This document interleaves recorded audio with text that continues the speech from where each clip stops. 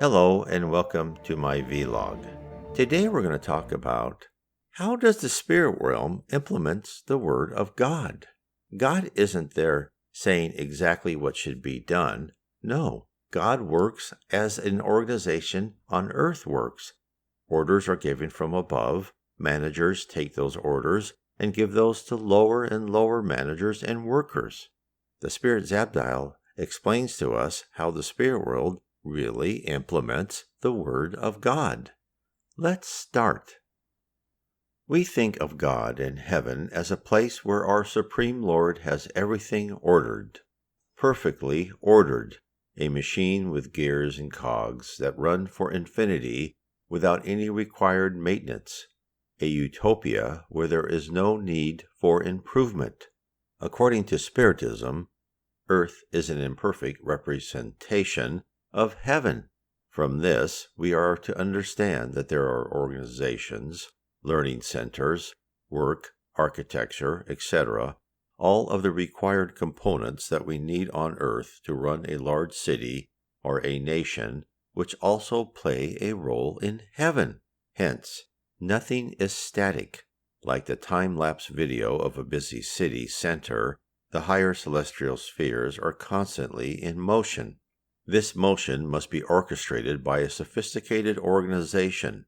A command and control structure is a requirement in order to accomplish the directives of management. In other terms, the Word of God.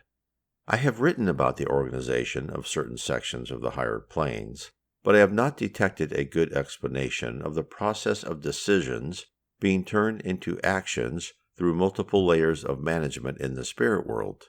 The nuts and bolts of the structure to lay out general guidelines and the method of control of an army of spirits to act upon a set of orders has, until now, been a mystery, at least to me. There are many gems of knowledge exposed in the book Beyond the Veil. In one section where the Spirit Zabdial is expounding on the theme of unity and diversity, he succinctly lays out the process whereby orders from above flow down the chain of command and presents the width of freedom to interpret general directions. Additionally, he notifies us of the rules of engagement when the actions of one group overlaps another. When Zabdial discusses a soul's power, whether in a spirit or a physical body, he states that a person's attunement to divine will enables an individual enhanced capabilities to accomplish great deeds. Hence, to be an effective member of the spirit hierarchy, a spirit must be aligned with the spiritual direction of his or her spiritual superiors. Zabdial illustrates his point with the following. For instance, there are here such as have charge of the elements which condition the earth and those things which grow upon the earth. Let us take one example which will serve to illustrate the others. Those who have charge of vegetation. These are under one mighty prince, and are divided and subdivided into departments, all in perfect order. Under these again are others of lower estate, who carry out their work under direction, and in conformity to certain unalterable laws laid down in higher spheres. In the paragraphs above, we aren't told anything new. In Spiritist literature, there are numerous examples of the structure of directors of certain functions and their support organizations. In fact, the Spirit Emmanuel, in the book On the Way to the Light, reveals that Christ was a member of the community of pure spirits, who directed the establishment of our entire solar system. Therefore, we on earth, incarnates and discarnates alike, are led by Christ. The earth was created under his direction. The billions of years of evolution it took to form mankind in a vessel for spirits to inhabit, and who need to learn by multiple trials, and the building and destiny of nations and whole societies have all been decreed by Jesus. Given all this, exactly how did Jesus give commands and have them followed in order to produce the flora and fauna we live with today? Zabdial supplies the details through an example of a group of spirits which guide the evolution of plant life on Earth.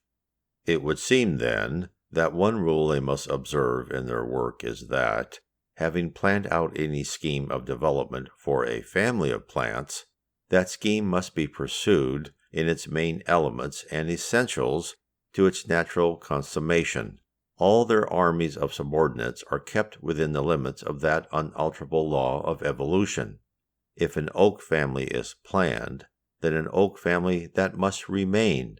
It may evolve into subdivisions, but these must be subdivisions of the oak. It must not be allowed to branch off into the fern family or seaweed. These will also be developed along their own line. From the example above, we see that a path is planned. There are definite guide rails in place to keep the workers moving forward. The main objective must be held in sight and no wild tangents are permitted. While the road is set, the exact lane within both curves is up to the spirits toiling toward the goal mandated by the higher powers. Next, Zabdiel discloses what happens if two teams work at cross purposes. Another law is that no department of spiritual workers shall be able to negate the operations of another. They may not, and often do not, work in conformity, but their operations must be along lines of modifications rather than absolute negation, which would mean destruction. Thus we find if the seeds of two plants of the same family be mixed, the result will be a mule plant, or a blend, or a modification. But the seed of one family being mixed with that of another is without effect, and in neither case is effect annihilation. A parasite may entwine itself around a tree, but then ensues a fight. In the end, the tree is usually worsted and pays the penalty of death, but it is not suddenly laid low. That fight proceeds, and indeed sometimes the tree wins. But it is recognized here that those who invented and carried out the parasitic idea have in the main won the battle of forces. The Supreme Intelligence has set up a system of positive conflict between teams, whereby different groups could be in competition with one another. On the other hand, they both serve to improve the quality of the products they created. No group is allowed to utterly destroy what the other developed. If a defect is found, then time is granted to modify the affected creation to strengthen it. Darwin was right about the theory of evolution. What he didn't know is there are spirit teams subtly influencing modification to DNA to achieve their desired result. Each group has a plan, and sometimes they work in concert, and at other periods they are in competition. No matter what, their work always follows divine will. Positive competition creates diversity. Disparate teams working for an overall goal, but with freedom of action to advance to their target, while in a friendly rivalry with others, create a myriad of ways to reach a common destination. The genius of the spirit intelligence has created a machine to never fail to reach whatever is desired and to arrive at the goal via the optimally efficient and beautiful path. Zabdiel explains how unity of purpose, orders from on high, facilitate diversity in execution and results. And now I must tell you something which I have hinted already, and which you may find difficult of acceptance. All these main principles, even when diverse in action, are planned in spheres higher than my own by high and powerful princes, who hold their commission secure under others still, who hold theirs from others above them. I use the word diverse in preference to antagonistic, for among those high ones antagonism does not find a place, but diversity of quality in wisdom does, and is the cause of the wonderful diversity in nature as it works out in its procession from those higher heavens outward through the lower spheres into that which is visible to you on earth. We, in our current time on earth, believe wholly in science without spirituality. Science is correct. There are natural laws. There are mathematical models of how the universe operates. And yes, there is evolution. Yet behind all of it is a foundation of divine laws upon all that we see, hear, and touch is based upon. While species compete and fight with each other, there are spiritual teams that sit above, determining when a branch of a family tree should be allowed to fall or to impose a slight transformation to carry on the experiment. The spirituality guides the earth, and we are here for a purpose. We are part of a larger plan. We live on a planet made for us, so we can acquire the wisdom we so sorely need. There are spirit teams who plan our lives in evolution, just like the teams which plan the arc of all vegetation on Earth. The central lesson for attempting to read between the lines for any prophecy of the future is that our transit from present to beyond is always dynamic. Hence, while the target could remain the same, the path is influenced by multiple factors and by many departments in heaven, and as such, we must be ready for events to not unfold as first presented, but to come in mysterious ways. Through it all, we need to retain our faith that the journey will end up at a selected location. Analyze what Zabdiel communicates to us about our globe.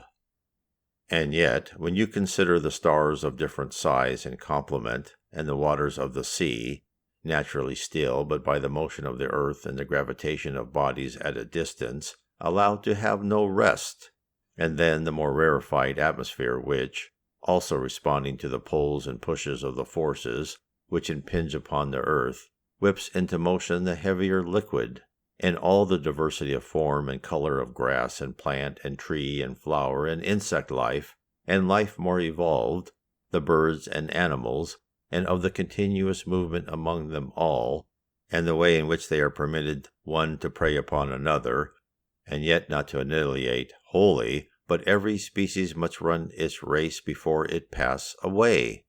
All this and more, then will you not, my ward and friend, confess that God is indeed most wonderful in the matter of his working, and that the wonder justifies most fully the measures he has permitted his higher servants to adopt and use, and the manner also of their using. The spirit realm works according to the set of rules laid down by God. While we think that he works in incomprehensible ways, he really doesn't. He works in ways which allows us free will, not perfect freedom to perform dangerous acts of destruction on a cosmic level, but on a level suited to maintain our interest and self-satisfaction, on a level which entices us to want more and more responsibility, to plant the seed within each person, the desire to complete our training on earth, on other worlds, on multiple levels of heaven, so we may take part in the excitement of creation of beautiful objects, tangible living things that reflect back on us the love that we gave in their construction. If you are interested more in how the spirit world guides us, please read my book, How We Are Guided by Spirits, Book 3 of Spiritism. Book 3 illustrates the ground game of the spirit world via the messages of multiple spirits to the Reverend G. Val Owen. We are presented examples of how the spirit realm above us peers down upon their unruly students. The process of tracking and modifying behavior on an individual and a collective basis is revealed. Even the broader direction of human society in the future is posted for all to see. God bless.